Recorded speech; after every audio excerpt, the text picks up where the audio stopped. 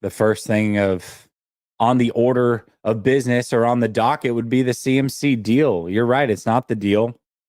Now, the speculation during non-mandatory OTAs with him not showing up was that he might be looking for a new deal. You kind of heard that from running back coach side, but not really from Shanahan. And then it was like, well, he's getting married, so that's probably what it is. Well, sure enough, he shows up today with a new deal in hand, making it pretty clear that he was seeking out a new deal. Now, when you look at the details of this deal, it gets pretty ugly towards the tail end. They basically added 2 years onto the deal, but really, when you look deeper at it, it's essentially still a 2-year deal with an out after those 2 years. Yes, they'll eat some dead money around $8.5 million if they decide to move on from him then, which I assume is probably what they're going to look to do. But ultimately, they gave him a pay raise, some guaranteed money over the next couple of years to keep him happy. First of all, are you surprised at this deal? And second of all, how are you feeling overall about it?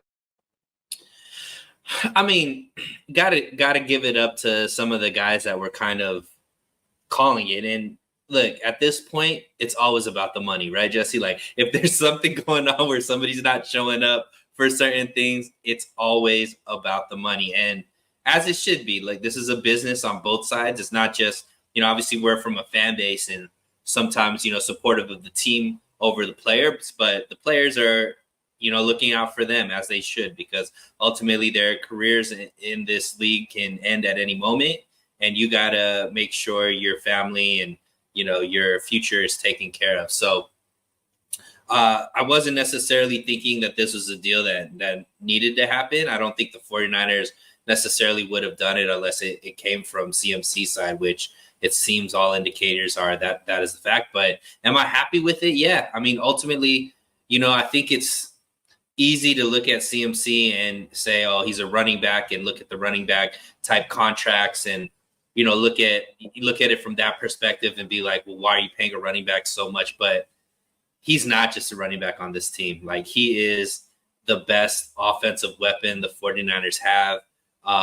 He's probably the best offensive player, you could say, outside of Trent Williams, and potentially with Trent Williams being, older and maybe not as prime as he used to be, CMC hasn't shown any kind of lack of ability.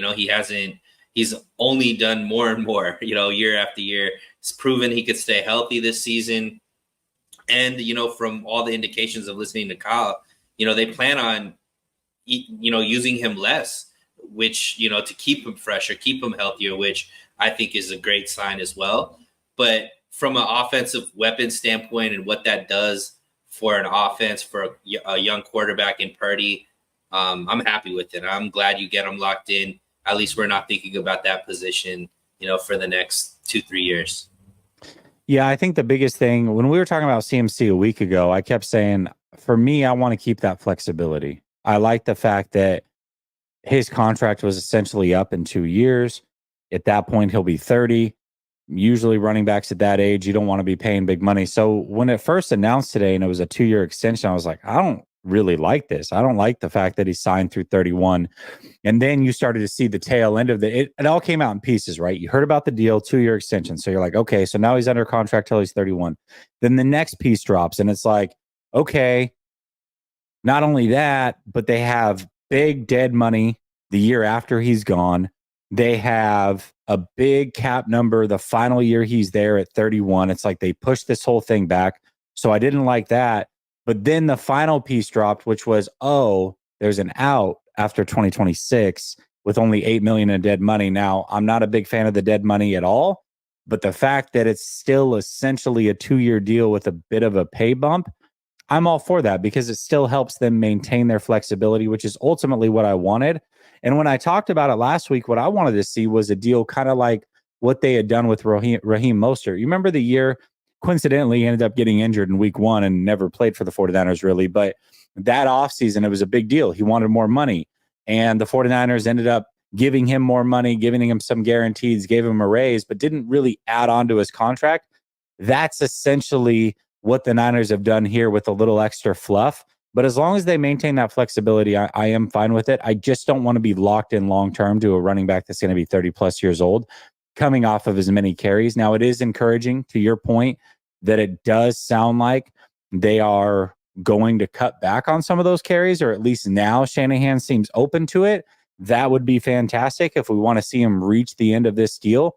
So that would be great. I'll believe it when I see it. But for now, I'm actually okay with the deal now that all the details have finally emerged. Yeah, and I mean, and obviously you get the best running back in the game under contract for another 2 years, but you also free up 8.5 million more in cap. What they're going to do with all of this cap space, I think they moved up into the I think seventh as far as cap space for a team that's contending for a Super Bowl. That's usually a good sign.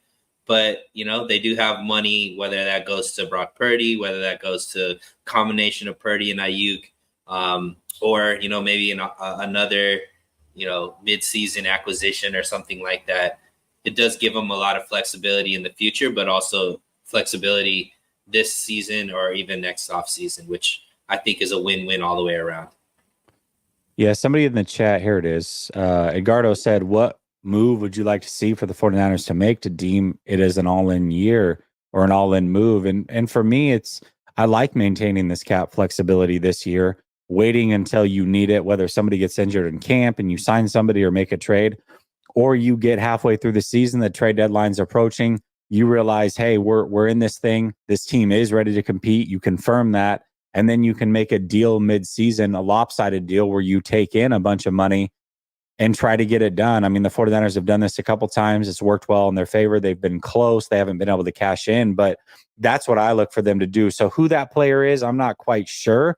But at some point, I do expect them to make a move, maybe near the trade deadline or in camp if somebody were to get hurt, just to keep their options open. And then really, you look at the 49ers cap number in 2026. I mean, big numbers from Bosa, big numbers from Fred Warner. Obviously, at that point, we assume that Purdy's deal will be kicking in, and then also Brandon Ayuk's if he stays around.